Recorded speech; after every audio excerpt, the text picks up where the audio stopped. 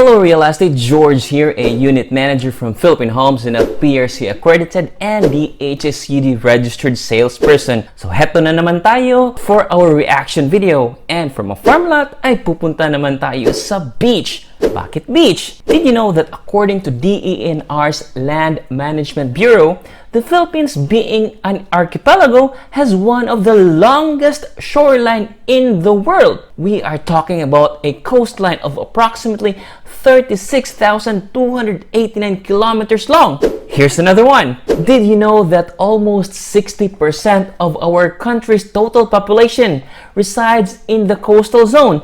And 70% of the total municipalities and cities are located in the coastal zone. And I'm sure meron kayong mga tito jokes nung bata pa kayo kung gaano kayo kagaling mangbitag ng alimango, or paano kayo tumatakas para lang maligo sa dagat, or paano nyo pinagaling ang tuli nyo.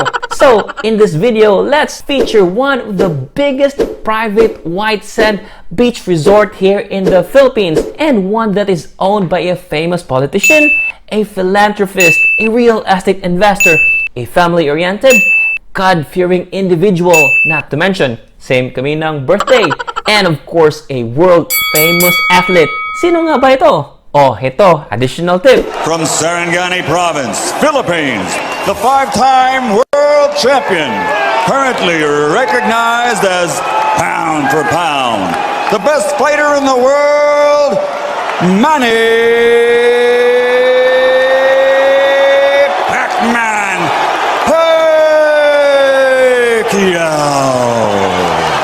Wow, nakaka-proud talaga maging Pilipino. Now, we will be looking at the resort from a real estate perspective. Ano-ano nga ba ang advantages, disadvantages, at misconceptions of a beach property? Now, the Pacquiao Private Resort was constructed about 8 years ago and has a lot area of 3.4 hectares. And I am almost sure that the value of the property in the neighboring area have increased dramatically. Wala namang other major developments in the area. At kahit sabi ng most real estate experts na location, location, location, ang sabi naman ng mga katabing owner ng property, money, money, money. The resort is located in their hometown in Glan, a first-class municipality in the province of Sarangani, Philippines. Now let's watch the video.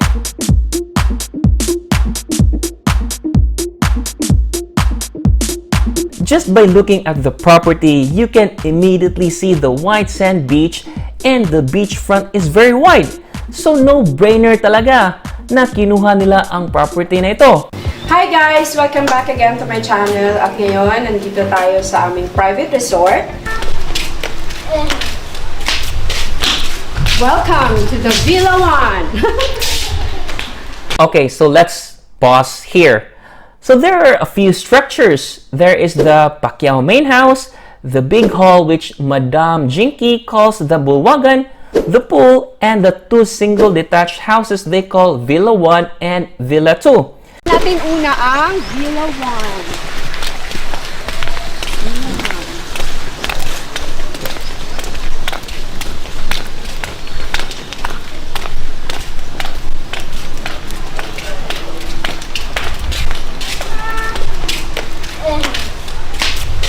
And if you look at the layout, para siyang apartment type.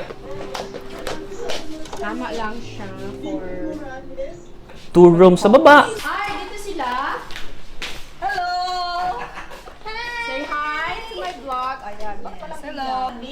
Kaya kung may nag-drive sa van. And 2 rooms sa taas. Hi! Say hi! Janet, buntis. Si Miss Buntis. With an open space overlooking the beach. Look at the view! Di ba? Ang ganda. Ayan.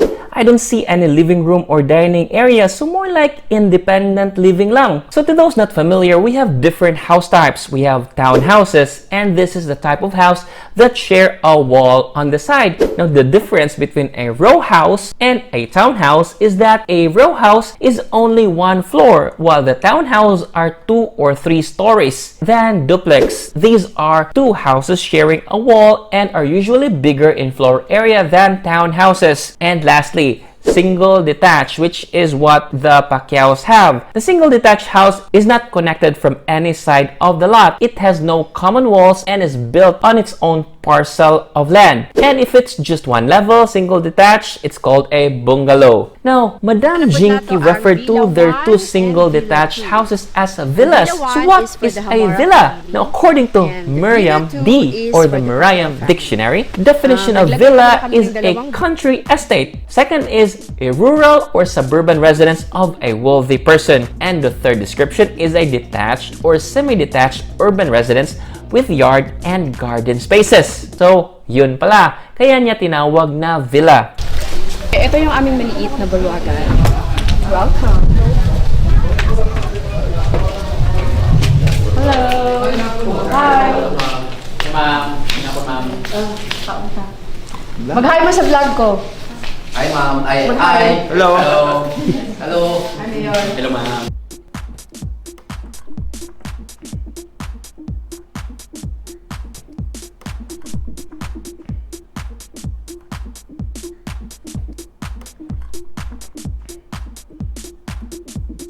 And there is a pool. Is a pool necessary when you have an amazing stretch of pristine white sand? I would say yes. It is an alternative, especially for small kids that you need to keep an eye on, or if the waves are big in the sea and there are a lot of jellyfish, or if you want night swimming or more privacy. So that's the purpose of the pool.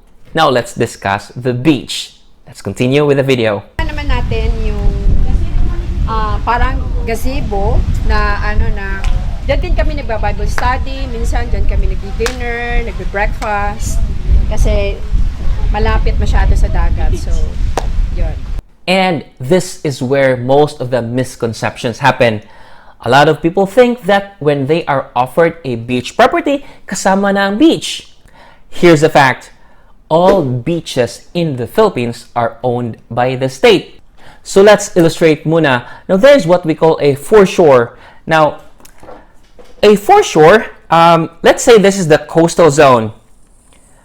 And this is the lowest tide mark and this is the highest tide mark. Now this area from the lowest tide mark to the highest tide mark is what we call a foreshore. Okay? Now this line on the highest tide mark is what we call the shoreline, and this area from the highest tide mark up to the property, or depending on the zonal area, this is what we call the salvage area. Okay, and according to Article 51 of the Presidential Decree number 1067, otherwise known as the Water Code of the Philippines, a salvage zone is defined as the zone 3 meters in the urban areas, 20 meters in agricultural areas, and 14 meters in forest areas along their margins, subject to the easement of public use in the interest of recreation, navigation, floatage, fishing, and salvage. And no person is allowed to stay in this zone longer than what is necessary for recreation, navigation, floatage, fishing, or salvage, or to build structures of any kind. Now, if a real estate agent offers you a beach property showing the white sand beach, ask for the actual photos of the lot and yung actual setback. Now, you might have noticed that there is like a pile of rocks on the side of the property. So, let's say this is the shoreline. Okay, so this is their shoreline. Meron ditong parang may mga rocks and dito as well that extends to the sea. So these are what we call a jetty. A jetty is a structure of land that projects from land out into the water. Jetties protect the shoreline of a body of water by acting as a barrier against erosion from currents, tides, and waves. And jetties can also be used to connect the land with deep water further away from shore for the purposes of docking ships and unloading cargo. A pier is a type of jetty, but you cannot build a jetty right away. This structure needs environmental assessment and environmental clearance certificate or ECC from DENR before this can be initiated. Now let's look at the structure extending to the water. Ay, gwapo na di ay siya. Kayo ng cement na. Dati kasi wood siya. So ngayon, Semento na. Again, we said that all beaches are owned by the state. And if this is the case, what happened to this? There is a process that is called a foreshore lease application. The foreshore lease application is a type of application covering foreshore lands, marshy lands, and other lands bordering bodies of water for commercial, industrial, or other productive purposes other than agriculture. Now, the foreshore lease application or renewal shall be filed with the Community, Environment, and Natural Resources Office or CENRO, which has jurisdiction over the area. E paano kung gusto kong ako ang mag-lease ng beachfront ng mga Pacquiao? Is it possible? 500 pesos lang naman ang application fee if individual yung mag-apply. Now, according to Section 6 of the same administrative order, the owner of the property adjoining the foreshore or marshy lands or lands covered with water bordering upon the shores or banks of navigable lakes or rivers shall be given preference to apply within 60 days upon receipt of notice of preferential rights for such lands adjoining his property. So may priority ka if you are the owner of the adjoining land. At ang tawag sa owner of the property adjoining foreshore lands is riparian owner. And here are some of the government agencies that have jurisdiction of the foreshore areas as it relates to the construction built by this resort. Number 1 is DENR, the survey and management of alienable and disposable public land, issuance of leases and permits, and other matters of forestry, mining, and environmental concerns.